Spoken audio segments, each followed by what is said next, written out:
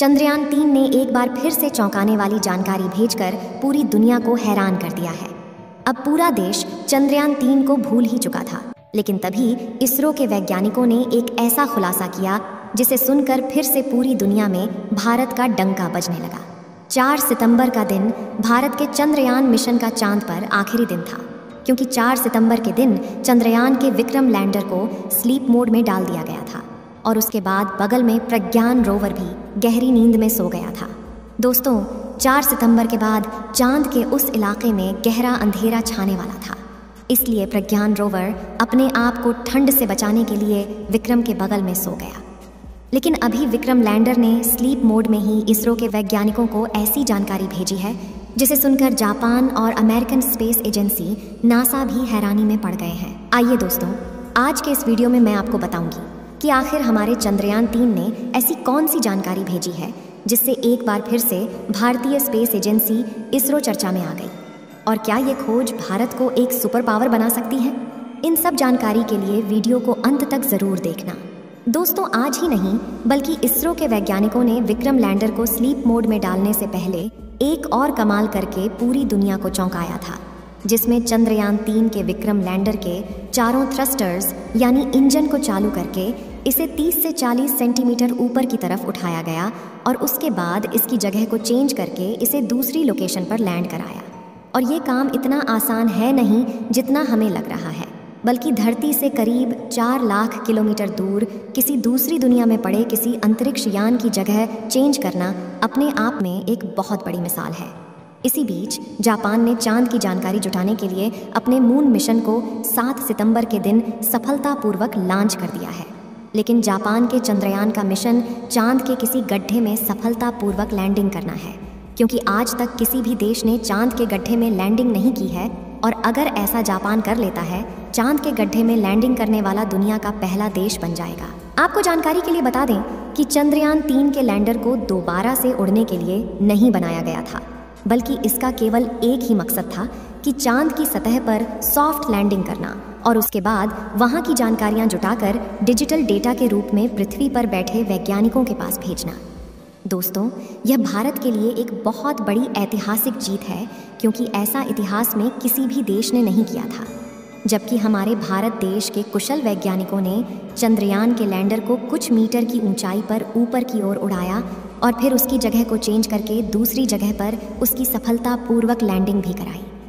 इसी के साथ हमारे चंद्रयान के प्रज्ञान रोवर ने चांद की धरती पर ऑक्सीजन का भंडार खोज निकाला। ये ऑक्सीजन चांद पर वायुमंडल में मौजूद नहीं है, बल्कि यह चांद की जमीन के नीचे बने गड्ढों में मौजूद है। चांद पर ऑक्सीजन का पाया जाना हम मनुष्यों के लिए किसी खजाने से कम नहीं है, क्योंकि आपको पता ही होगा कि जीवन की उत्पत्ति के लिए ऑक्सीजन कितनी ज्यादा उपयोगी है। हालांकि चंद्रयान-3 ने चांद पर ऑक्सीजन के अलावा और भी कई सारे तत्वों की खोज की है, जिनमें sulphur, aluminium, calcium, iron, chromium, manganese और सिलिकॉन शामिल हैं। हमारे चंद्रयान ने चांद पर पहली बार सल्फर की खोज की है। इससे पहले किसी भी देश ने चांद की धरती पर सल्फर की खोज नहीं की थी। चांद पर सल्फर का पाया जाना भी काफ़ी ज़्यादा महत्वपूर्ण है। लेकिन दोस्तों, इन सब के बीच विदेशी मीडिया का यह दावा है कि भारत ने अपने चंद्रयान-3 मिशन की बस एक मनगढ़ंत कहानी बनाई है और कंप्यूटर ग्राफिक्स की मदद से चांद के फेक वीडियो का निर्माण कर दुनिया को उल्लू बनाया है। लेकिन विदेशी मीडिया की इस बात का जवाब देते हुए भारत के मित्र देश अमेरिका की स्पेस एजेंसी नासा ने अपने मून आर्बिटर की मदद से चंद्रयान-3 के लैंडर की एक फ़ोटो ली है, जिसे देखकर उन सबको काफ़ी हैरानी हो रही है, जो यह कह रहे थे कि चंद्रयान-3 बस एक झूठी कहानी है। दोस्तों, नासा द्वारा जारी की गई इस तस्वीर में भारत का चंद्रयान एकदम क्लियर दिख रहा है, जो कि चांद की धरती पर अपना सीना ताने खड़ा है। दोस्तों, इस वक्त चंद्रयान-3 का प्रज्ञान रोवर और विक्रम लैंडर स्लीप मोड में है, और ये दोनों फिर से 22 सितंबर के दिन अपनी नींद को विराम देंगे और एक बार फिर से उसी जोश और ऊर्जा के साथ चांद की उस रहस्यमयी दुनिया को खोजने के लिए निकल पड़ेंगे। इस समय वहाँ का तापमान -250 डिग्री सेल्सियस के करीब है।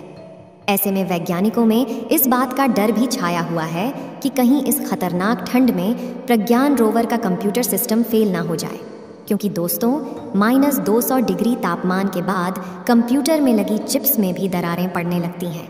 ऐसे में हमें इस बात की कोई जानकारी नहीं है कि हमारा प्रज्ञान रोवर फिर से जिंदा होगा या नहीं। लेकिन दोस्तों, आप कमेंट बॉक्स में हमारे चंद्रयान 3 मिशन के लिए दुआएं ज़रूर करना, ताकि यह एक बार फिर से दुनिया को यह बता सके कि भारत भी अब एक स्पेस पावर बन चुका है। दोस्तों, विक्रम लैंडर और प्रज्ञान रोवर की बैटरी सौर ऊर्जा के माध्यम से चार्ज होती है, जिसके लिए सूर्य की रोशनी का होना ज़रूरी है। और इस समय चांद के दक्षिणी ध्रुव का तापमान काफ़ी ज़्यादा कम हो गया है, जिससे उसकी बैटरी खराब होने की संभावना भी बढ़ गई है। लेकिन हमारे वैज्ञानिकों का कहना है कि उन्होंने इसकी बैटरी में काफ़ी ज़्यादा एडवांस टेक्नोलॉजी का इस्तेमाल किया है, जिससे वह इतनी आसानी से ख़राब नहीं होने वाली। लेकिन -250 डिग्री की ठंड को झेल पाना इतना भी आसान नहीं है। अगर हमारे प्रज्ञान रोवर और विक्रम लैंडर की बैटरी सही सलामत रहती है, तो यह एक बार फिर से चांद पर रिसर्च करना शुरू कर देगा। और इस बार वहाँ पर हाइड्रोजन गैस की तलाश की जाएगी, जो कि रॉकेट फ्यूल का मुख्य तत्व है। दोस्तों, इस वक्त जो तस्वीर आप लोग अपने मोबाइल फ़ोन पर देख रहे हैं, यह तस्वीर विक्रम लैंडर की है, जिसे हमारे प्रज्ञान रोवर ने अपने हाई रेजोल्यूशन कैमरा द्वारा कैप्चर किया है।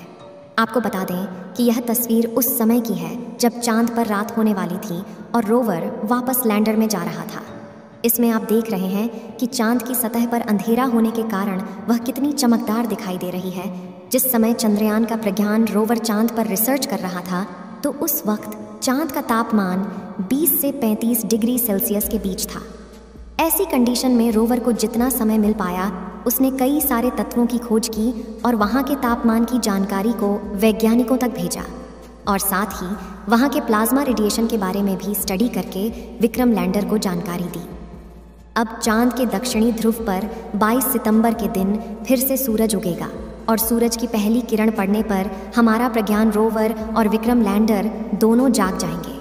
आप सभी लोग चंद्रयान 3 के दोबारा से जागने की दुआएं कमेंट में करते रहे, ताकि हाइड्रोजन की खोज की जा सके।